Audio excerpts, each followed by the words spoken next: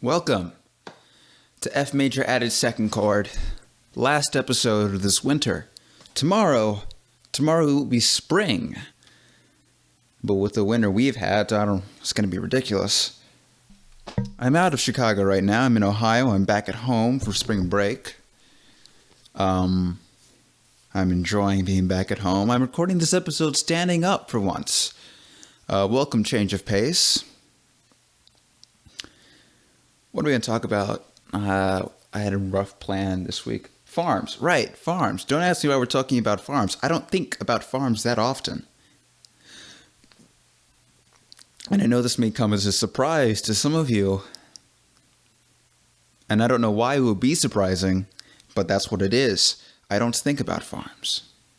I like eating. Food is great. I eat a lot of food. But all that food has to come from somewhere, and I don't think about that. I have but the barest understanding of what a farm is and how it works. Does that make any sense? Like, hold on, I'm thinking. I have this vague, idyllic understanding of the farm where you have, an acre and you plant turnips and, you're wearing your little straw hat and you have a farmer wife and some farmer children. You're all wearing like gingham or something. And you go out with your trusty spade, and your children feed corn to the chickens. And I don't know where they get the corn, because as we've already established, you're a turnip farmer who farms turnips. But there's corn that the children are using to feed the pigs and the chickens. I have this vague, idyllic idea of what a farmer actually is, but no, I don't think about things like tractors and acres. You drive through Indiana, like I have done recently. You go through Indiana and it's just miles of cornfields, miles of soybean fields. And, those are huge farms that are owned by individuals or maybe corporations. I don't really think about it. I know Monsanto owns something. I don't really know what they do. I should look into it because people are upset about it. Or maybe they were upset about it and they aren't anymore. I'm really not good at following the public trend of anger. That's never been something I've been good at. Present political climate is honing that particular skill for me, but you know how it is. I've never recorded in this room and I get this weird interference every time someone sends me a text message. It's very fascinating and also kind of annoying. But I was talking about farms. I was talking about farms and farm animals, I don't really think about farms as places where animals are. I think of farms as an agrarian thing, and I think of an agrarian thing as a plant thing. And I know that makes absolutely no sense, but because, you drive through Indiana and you see cows. Or maybe it's Ohio and you see cows. You drive through enough cornfields and pastures, they all sort of look alike. It doesn't really matter what state they're in, at least up here in the Great Lakes states. Is Indiana a Great Lakes state? It's between Ohio and in Illinois. But I digress. I rode a horse once. That was the inciting thought. I rode a horse once when I was very young. I don't remember riding the horse. I remember that the horse was ridden, and I have a vague picture of myself on the back of the horse. I remember that it happened, but I don't remember it happening. You know what I mean? I don't remember how I felt. I don't remember what I thought about it. I don't remember what the horse looked like. If I did, I would have something intelligent to say about it. But unfortunately, I have nothing more intelligent to say than what I normally say, which is nonsense. You ever think about beans? Grow those beans. All sorts of beans. It's only recently that I've come to appreciate the vast variety of beans for sale in America. For a long time I thought beans and I thought baked beans. But now I think beans and I think black beans.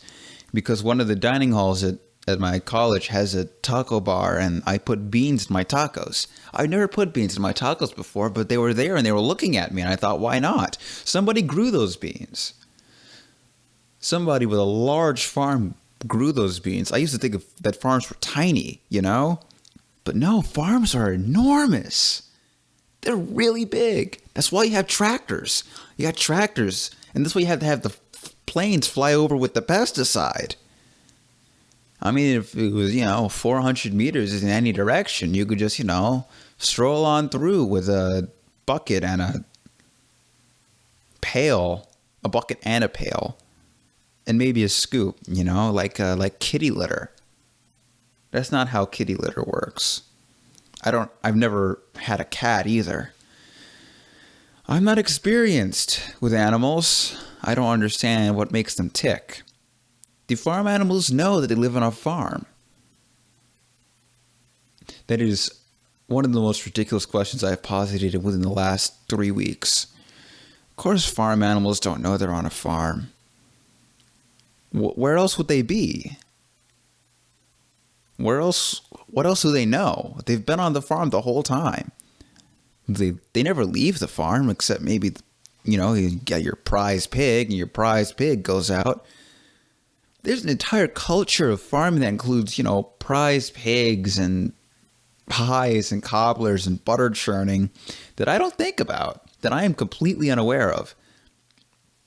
I should just take the podcast and rename it Miles Doesn't Know a Gosh Darn Thing About Shit. You would get across the message much more effectively, wouldn't it? I've never ridden. I wonder if people ride donkeys. That's a weird thought. Donkeys. They're like horses, but they're not like horses. If you're a creationist, you think they're of the same kind, or whatever on earth that means. Has anyone ever... I know Jesus rode in on an ass once. You read about things like factory farms. What on earth is a factory farm? Factory farm is one of the most ridiculous phrases in the English language. It seems that way to me anyway, because, it taps into the great dichotomy of American life, the city and the field. Imagine I'm making expansive gestures with my hands when I say these things. The city and the field. But that's ridiculous. You wouldn't put... No, factories are in cities. They're in just outside cities. That's where it's sort of a false dichotomy though. Because they're not oppositional. And a factory doesn't even have to be. You have quilting factories. That's where you get quilts from these days. You can quilt anything. You can quilt any old quaint thing like pottery or chicken tenders. Let's not think about factory-made chicken tenders. That path leads nowhere good, nowhere savory. Factory farm, that makes sort of sense, It's a factory that makes farm goods. It just happens that instead of having a nuclear power plant and the other thing that factories have, instead of having nuclear power plant and an assembly line, it's got mules, chickens, corn, all those things that farms have. Just like, back in the olden times, a quilt maker would have yarn and needles. And I bet, you go to a quilting factory and it has yarn and some kind of needle-like analog machine. Or maybe a needle-like digital machine. I've never been in a needle factory. I've never been in a quilting factory. You could tell I'm on spring break because the connections within my brain between disparate parts are more pudding-like than normal. Usually they're like a good firm oatmeal, but right now I got pudding going. Give me a few days out here in Ohio and it's going to be like, I like pudding. It's been a long time since I had pudding. I wonder if the horse was pudding colored. Like that kind of chocolatey brown. It was probably a gray horse. But it would have been nice if it were a good chestnut brown horse like you see in the movies. I'm going to imagine, for future reference, that the horse that I rode on was chestnut colored. The distortion of memory is its own episode, I think, but I might do that one sometime. Anyway, peace out. I'm going to go on break next week. I'll see you in the spring, but like between now and then. You know what I'm saying. I hope you know what I'm saying.